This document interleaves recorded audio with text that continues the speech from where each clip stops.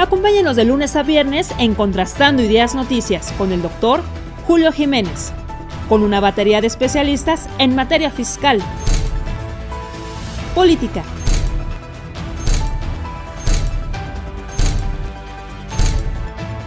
economía, finanzas, justicia, deportes y espectáculos.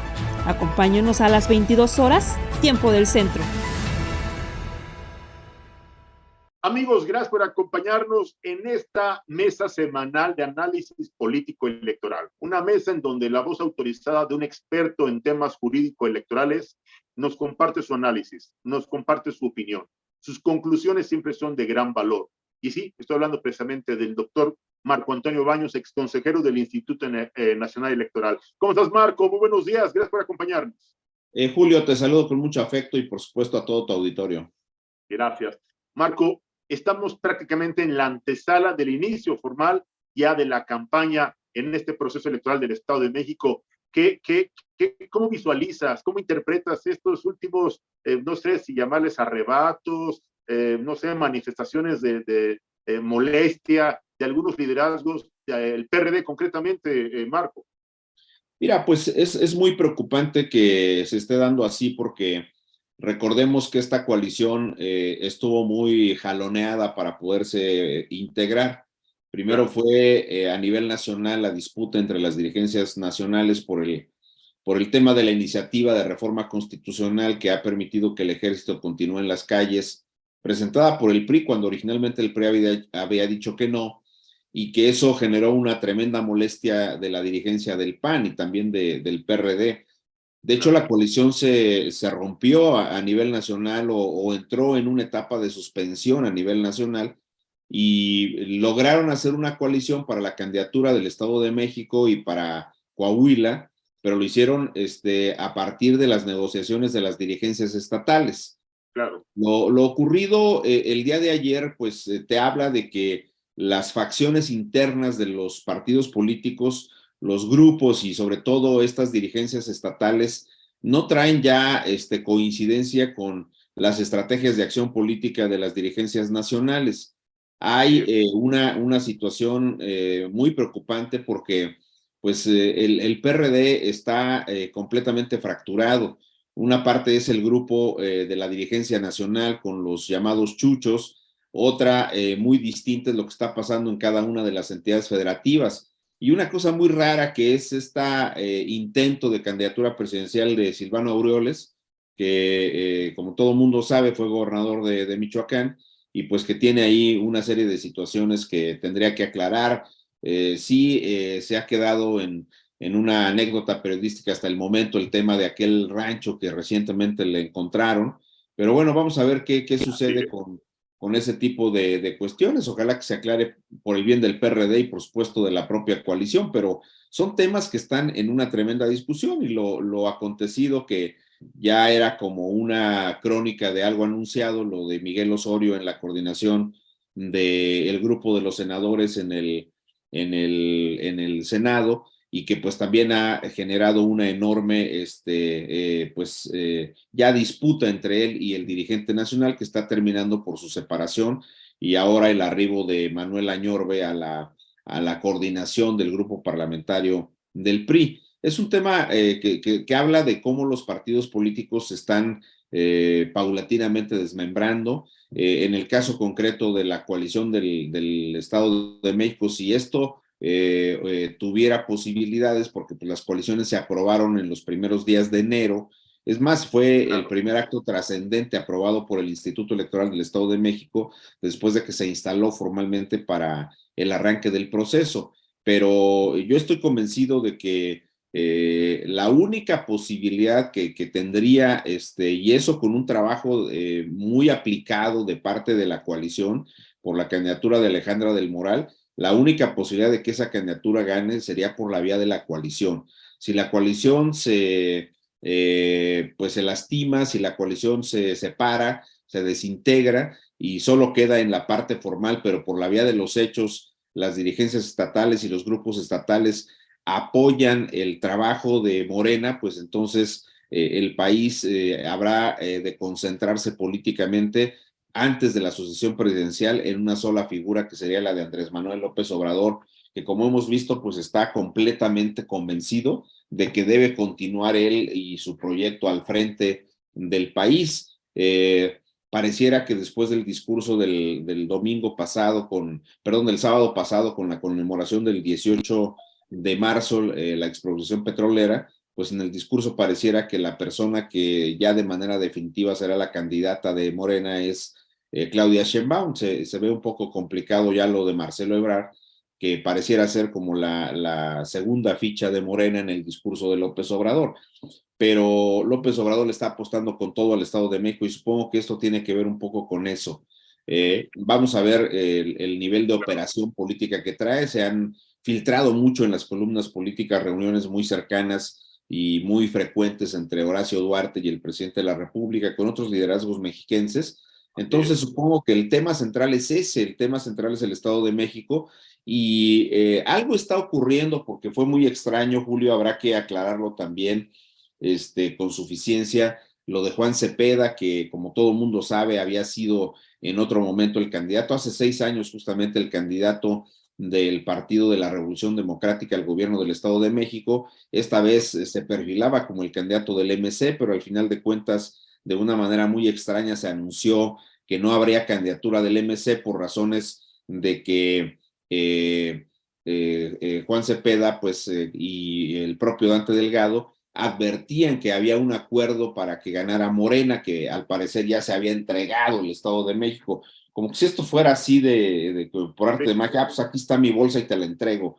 No, hay una situación muy rara entre la clase política mexicana que está ocurriendo, pero para mí el tema central de la discusión que hay entre las dirigencias estatales y las nacionales, pues tiene que ver con esa falta de acuerdo y con la imposición de muchas decisiones que las dirigencias estatales tienen con relación a las dirigencias estatales. No toman en cuenta a sus dirigencias estatales y se siguen ostentando como partidos que tenían un enorme poder y que ya no lo tienen, hay que decirlo con toda claridad.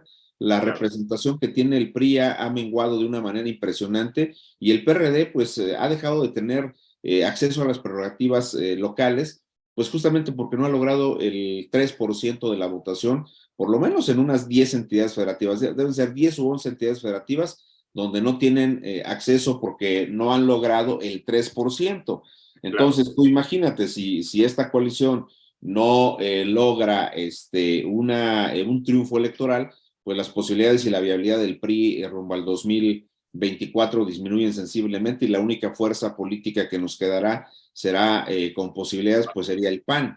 Pero el PAN, para poder tener éxito también en la contienda del 24, necesita una alianza ciudadana y creo que el método de selección del candidato a la presidencia va a ser la clave de que el PAN pudiera o no contar con el apoyo de las organizaciones ciudadanas que, pues, por ejemplo, han movilizado en la Marcha Rosa, que convocaron y que demostraron que tienen mucho punch en más de 50 ciudades, o lo que pasó con la concentración que se tuvo el pasado 26 de febrero en el Zócalo y también en muchas ciudades del país, a diferencia de lo que López Obrador tuvo ahora, porque López Obrador tenía incluso medio vacío el Zócalo. Entonces, sí creo que es un tema de alianzas lo que hay que ir revisando y los métodos de coordinación entre las dirigencias estatales y las nacionales. Marco, la verdad es que hay incertidumbre, hay debate en las redes sociales, hay preocupación en el electorado, en la ciudadanía en general.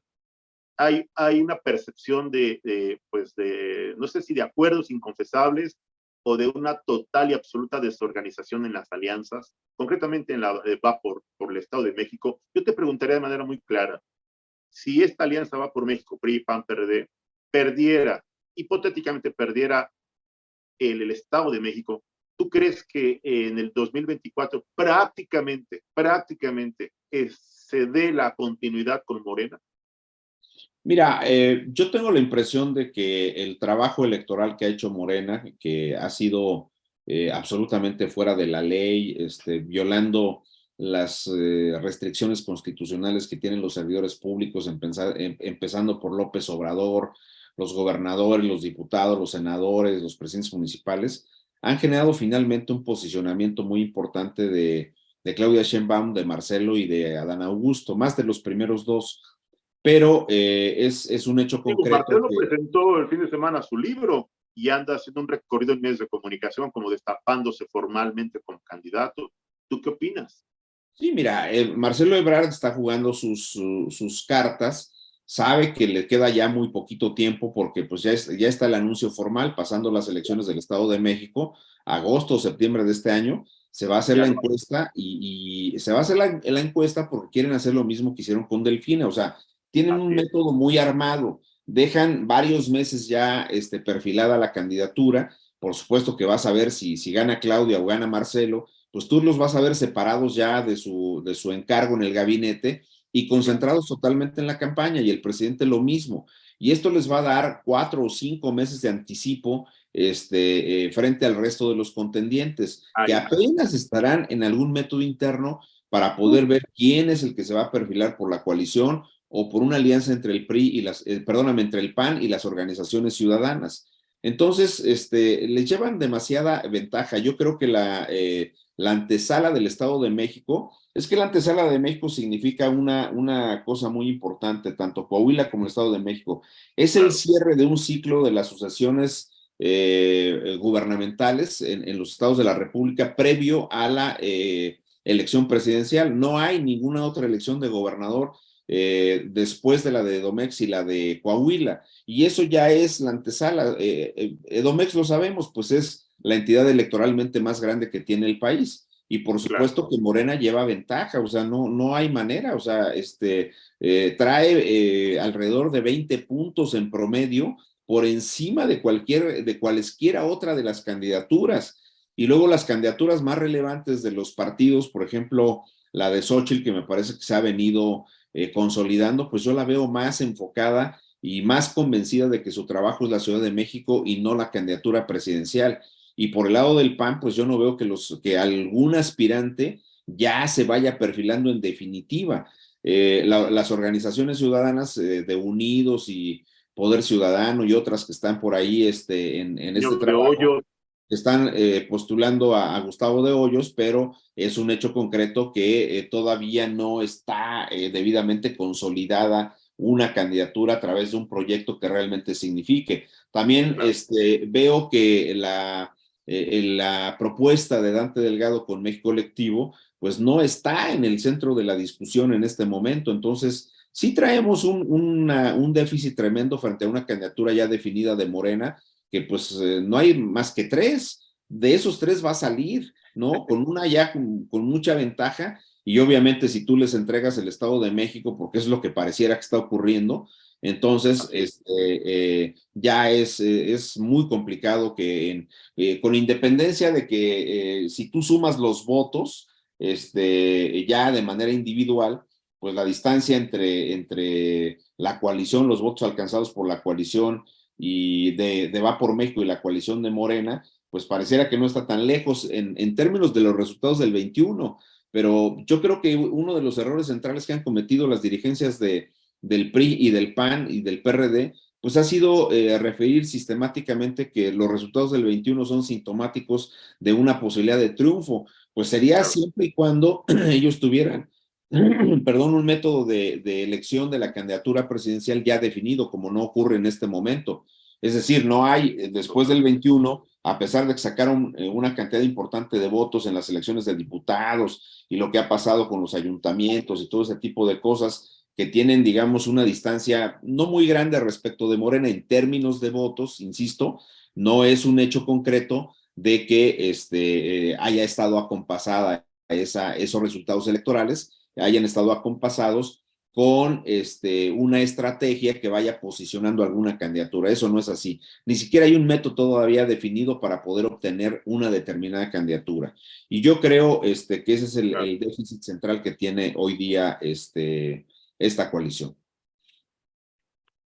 Pues Marco, la verdad es que el escenario no pinta nada bueno para la Alianza Va por México.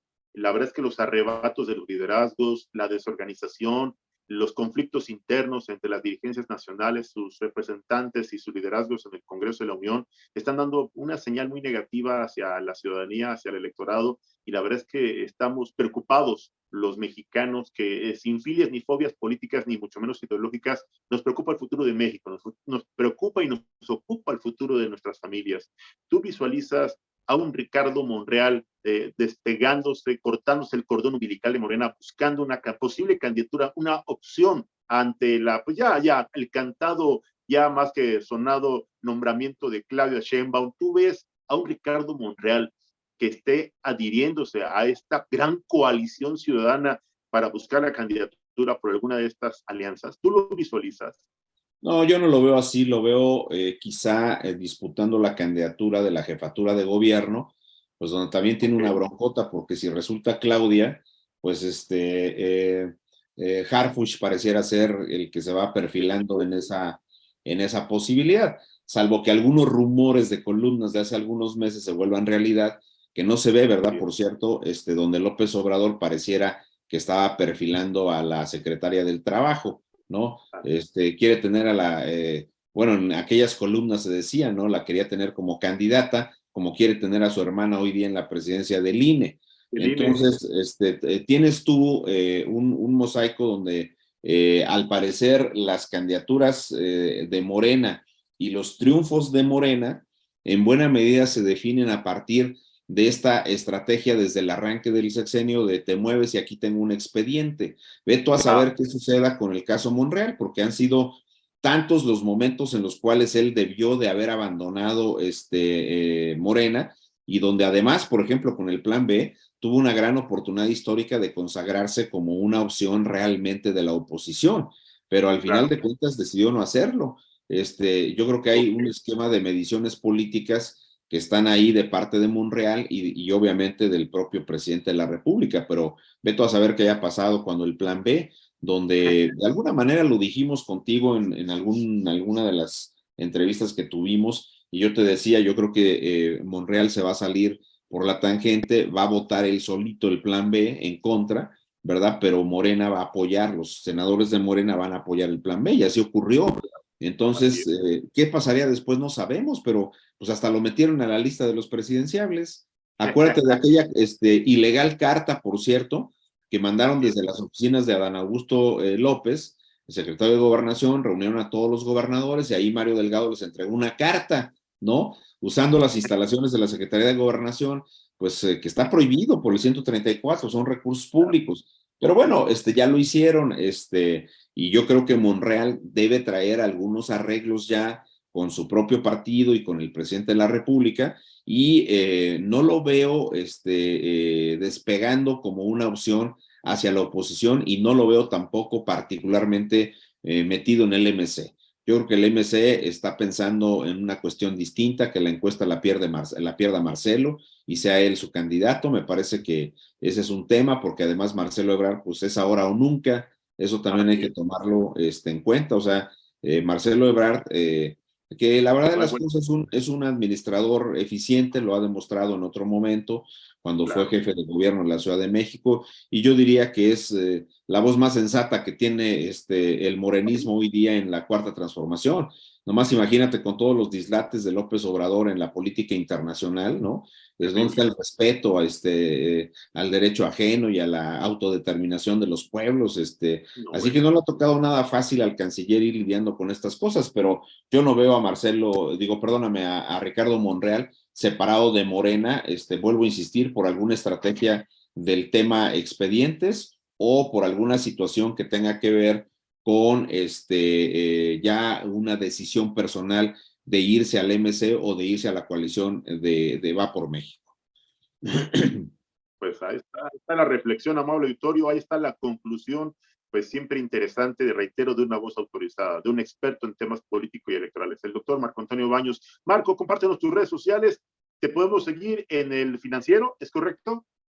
Sí, publico para El Financiero y para la cadena, la Organización Editorial Mexicana, la cadena de los Soles, y tengo una cuenta de Twitter que es @MarcoVanos. Marco Vanos. Pues ahí estaremos puntualmente dándole seguimiento a tus interesantes columnas y si me lo permites que te molestemos la próxima semana, porque más hay temas, hay una cantidad de temas que me gustaría platicar contigo, Marco. Encantado, Julio, muchísimas gracias y que tengas un gran día. Gracias. El doctor Marco Antonio Baños, aquí en Contrastando es Noticias. No le cambie, ya viene un político que busca ser candidato también a la presidencia de la República, Demetrio Sodio La Tijera. Platicaremos con él en un momento más. No le cambie, regresamos.